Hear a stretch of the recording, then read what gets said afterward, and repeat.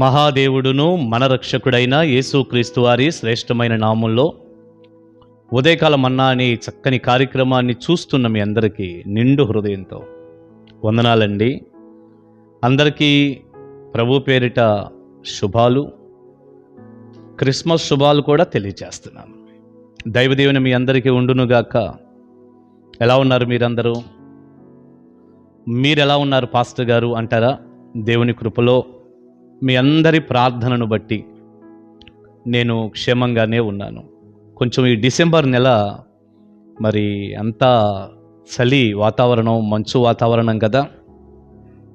నాకున్నటువంటి సమస్యను బట్టి కాస్త డిసెంబర్ నెలంతా కూడా చాలా మంచు అస్సలు పడదు, కొంచెం ఇబ్బందిగానే ఉంటుంది. కానీ మరి డిసెంబర్లోనే ఎక్కువ ప్రేయర్స్, సెమీ క్రిస్మస్ ఆరాధనలు ఇవన్నీ ఉంటాయి. నిన్న 15వ తారీఖున తాడికొండలో సెమీ క్రిస్మస్ కూడా చాలా దీవెనకరంగా ప్రభు జరిగించారు.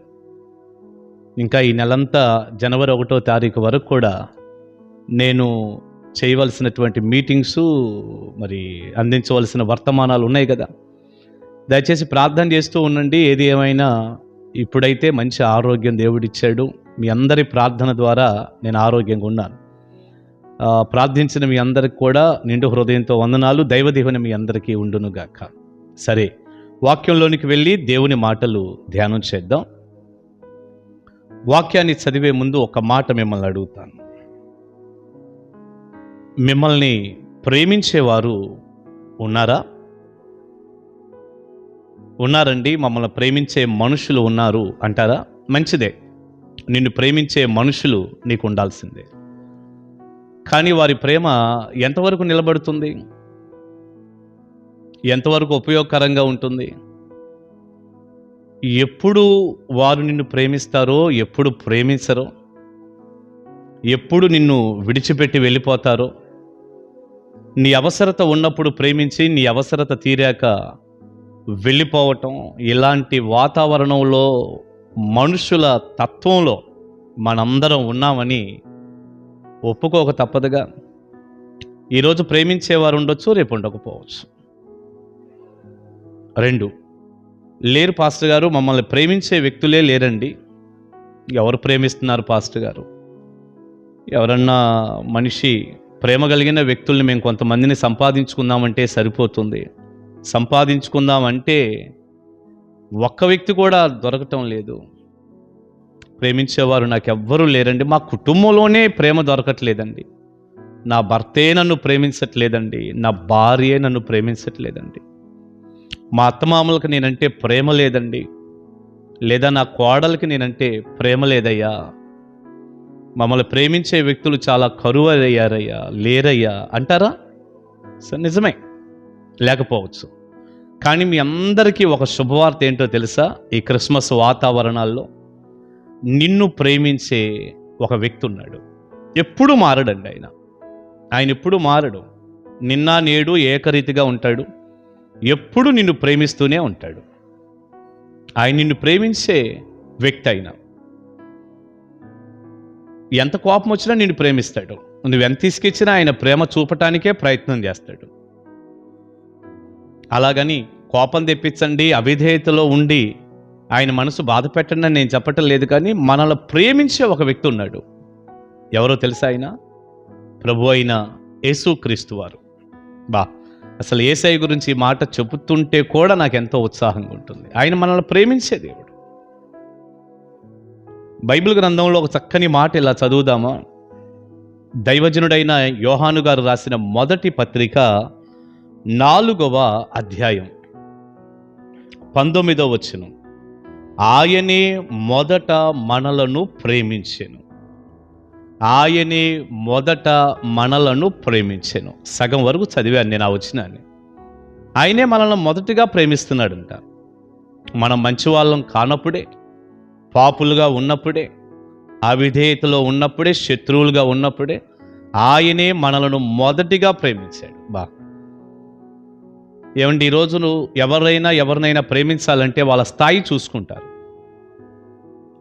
వారు డబ్బు కలిగి ఉన్నతమైన స్థాయి కలిగిన వాళ్ళ చూస్తూ ఉంటారు. లేదా మనకేమైనా ప్రయోజనకరంగా ఉంటారా చూస్తూ ఉంటారు. కానీ దేవుడు మన స్థాయి ఏం చూడలేదు, మనం ఆయనకి ఎంత ప్రయోజకులుగా ఉంటామని కూడా చూడలేదు. అయ్యే చూస్తుంటే ఆయన మనల్ని ప్రేమించటానికి వీల్లేదు. ఎందుకంటే మనం ఏ స్థాయి ఉంది, ఏ మంచితనం ఉంది. ఆయన ప్రేమ కలిగిన వాడు, అంతే మనలో ప్రేమించాడు. యోహాను సువార్త 3వ అధ్యాయం 16వ వచనం మీరు ఎప్పుడైనా చదివారా? మరొకసారి గుర్తు చేయనా? దేవుడు లోకమును ఎంతో ప్రేమించాడు.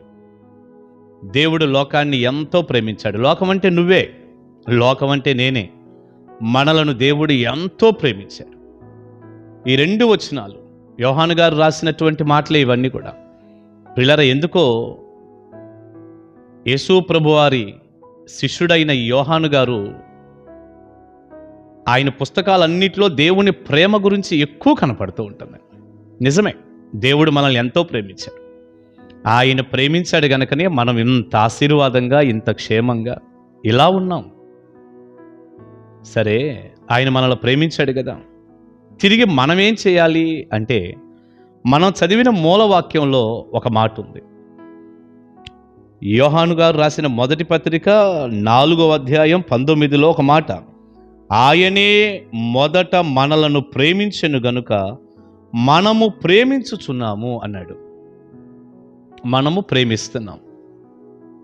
ఆయన మొదట మనల్ని ప్రేమించాడు గనక మనం తిరిగి ఆయన్ని ప్రేమిస్తున్నాము అన్నాడు.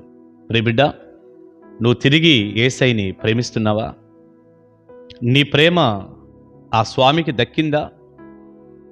ఆయన ప్రేమే మనం పొందుకొని, ఆయన ఆశీర్వాదాలే మనం తీసుకొని, ఆయన ప్రేమలో నుంచి కలిగే ప్రతి దీవెన కూడా మనం అనుభవిస్తూ తిరిగి ఆయన్ని ప్రేమించకుండా జీవిస్తున్నామా? ఒక్కసారి మీరు ఆగి ఆలోచన చేయండి. ప్రేమిస్తున్నారా? ఇంకా నామకార్థంగానే ఉన్నారా? ఇంకా భక్తిహీనంగానే ఉన్నారా? ఇంకా చెడు పనులు చేసి దేవుణ్ణి బాధ పెడుతూనే ఉన్నారా? దేవుని దుఃఖానికి మీరు కారణం అవుతున్నారా? ఈ డిసెంబర్ నెల క్రిస్మస్ వాతావరణాల్లో ఎంతోమంది వారి పనులను బట్టి, పైకేమో ఏదో ఆరాధన క్రిస్మస్ అనుకుంటున్నారు, అంతరంగంలో ఆ నాయనికి చోటు లేదు. ఆయన దుఃఖపడుతున్న సంగతి తెలియదు. మరి ఇది ఎట్టా ప్రేమ? జీవితాన్ని మార్చుకో. దేవుడు బాధపడే పని ఏది చేయొద్దు. నీ ప్రేమ కూడా దేవునికి కావాలి. మనం ఆయన్ని ప్రేమించాలి. ఎందుకంటే ఆయన మొదటిగా మనల్ని ప్రేమించాడు. ఆయన ప్రేమే ఆయన సిలువలో చనిపోవటానికి, ప్రాణం పెట్టడానికి కారణమైంది. మన గొప్పతనం కాదు, అది దేవుని ప్రేమ. తిరిగి ఆయన్ని ప్రేమిద్దాం.